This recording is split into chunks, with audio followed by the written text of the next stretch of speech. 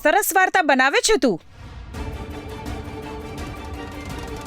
હવે તને ક્યાંક અમારી પાસે એવી અપેક્ષા તો નથી ને કે અમે આ તારી કાલ્પનિક વાર્તા પર ભરોસો કરી લઈશું?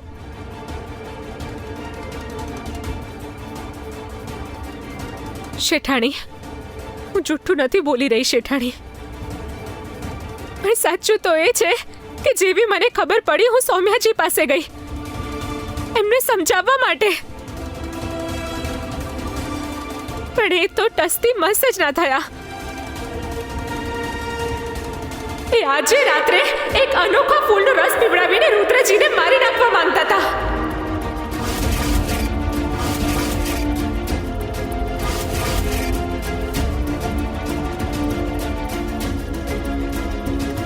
ના રુદ્ર, ગૌરી જુઠ્ઠું બોલી રહી છે. અને એ જ રસ એ મને પણ પીવડાવવાના હતા, પણ માંડ માંડ બચીને હું અહીંયા પહોંચી ગઈ. જુઠ્ઠું બોલી રહી છે તું. રુદ્ર, હું તને બહુ પ્રેમ કરું છું. આવું કરવાનું તો હું વિચારી પણ ના શકું. અરે હું જુઠ્ઠું કેમ બોલું? શું મળશે મને જુઠ્ઠું બોલીને?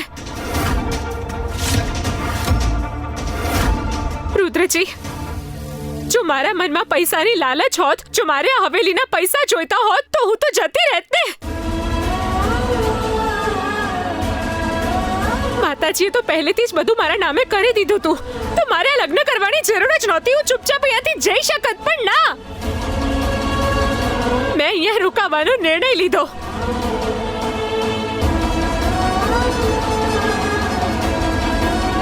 મેં તમારો જીવ બચાવવાનો નિર્ણય લીધો.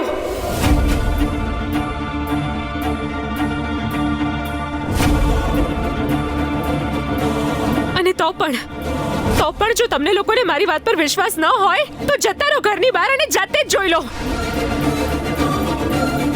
સૌમ્યાજી સાથે જે લોકો મળેલા છે એ આ હવેલીની બહાર જ ફરે છે.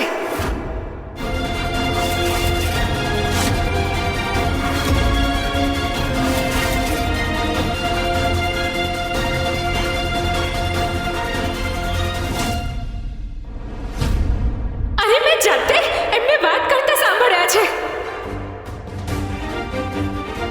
આ શું બકવાસ કરી રહી છે? કોણ લોકો?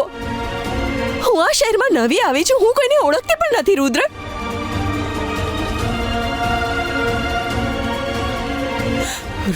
તું આની વાત પર વિશ્વાસ તો નથી કરી રહ્યો ને? 1 મિનિટ, હમણાં જ ખબર પડી જશે કોણ સાચું બોલી રહ્યું છે અને કોણ જુઠ્ઠું.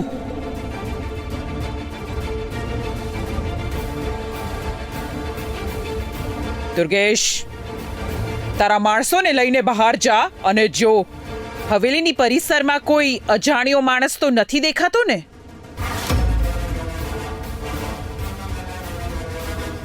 અને જો હોય તો એને ઢસડીને લઈ આવ.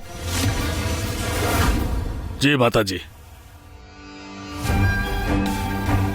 પેલો રોકી તો બહાર જ બેઠો છે. જો એને પકડી લેશે તો હું પકડાઈ જઈશ. કંઈક તો કરવું પડશે, નહીં તો મારી જિંદગી બરબાદ થઈ જશે. હું બધું સમજી ગઈ રુદ્ર. હવે મને ખબર પડી કે તું તારા ઘરવાળા સાથે મને કેમ મળવા નહોતો માંગતો. કેમ કે તારા ઘરવાળા સામે તારો કોઈ અવાજ જ નથી નીકળતો. અને હવે મને લાગે છે કે તારી સાથે હવે મારું કોઈ ફ્યુચર નથી. મારું કોઈ ફ્યુચર નથી રુદ્ર. સૌમ્યા, હવે મારે જીવવું જ નથી. હું મરી જઈશ.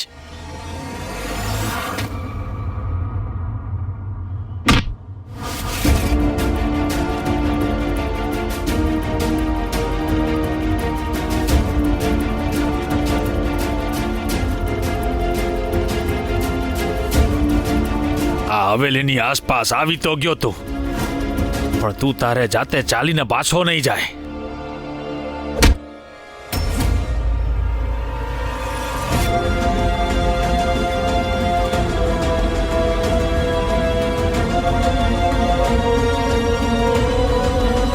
કોણ છો તમે? અમે શું બગાડ્યું છે તમારું? અંદર હાલ, બધું બતાવું તને. હાલ, છોડો મને ભાઈ. અરે કઈ નથી કર્યું મેં ભાઈ. અરે મને કેમ પણ આવી રીતે લઈ જાવ છો? આ રોકી ફોન કેમ નથી ઉપાડતો? જો કોઈ પકડી લેશે તો બહુ મોટી પ્રોબ્લેમ થઈ જશે. Saumya Saumya open the door. Saumya કઈ ખોટું પગલું ના ભરતી, પ્લીઝ દરવાજો ખોલ. સૌમ્યા ખોલ સૌમ્યા દરવાજો. બેટા દરવાજો ખોલ. સૌમ્યા બેટા શું કરી રહી છે તું? દરવાજો ખોલ. હાય બિચારી ફૂલ જેવી છોકરી, હું તો એને જોઈને જ ઓળખી ગઈ હતી કે આ છોકરીથી વધારે આપણા રુદ્રને બીજું કોઈ પ્રેમ ન કરી શકે. અરે રુદ્ર, દરવાજો તોડી નાખ. માં તમે પાછળ ખસો હા, જરા. પાછળ જતો.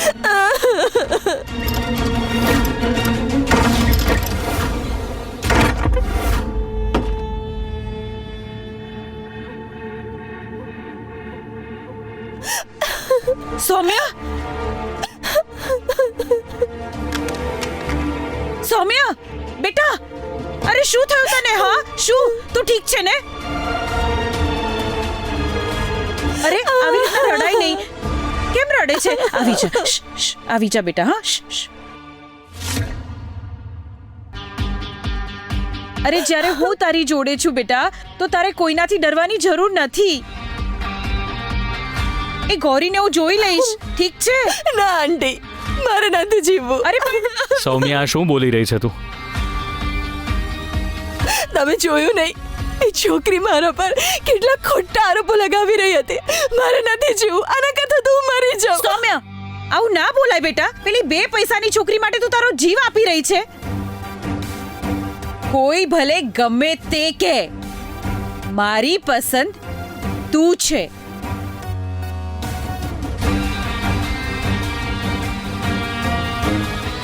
જીજી, હા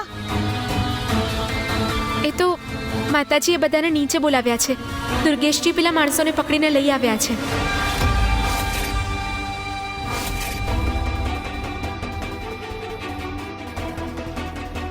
ક્યાંક રોકી બધાની સામે મારી હકીકત ના કહી દે. હવે હું શું કરીશ?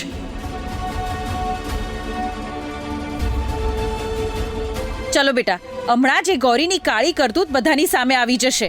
આવી જા બેટા, ચલો. ચલ. ઉઠાડો આને.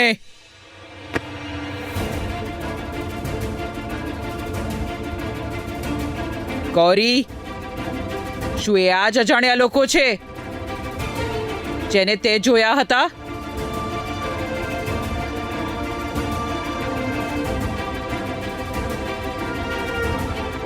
રુદ્ર પહેલો છોકરો નથી જેને સૌમ્યાએ પોતાના પ્રેમમાં ફસાવ્યો છે.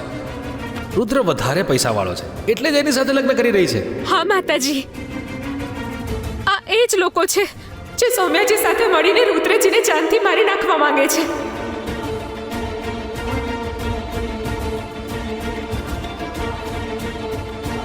તારી તો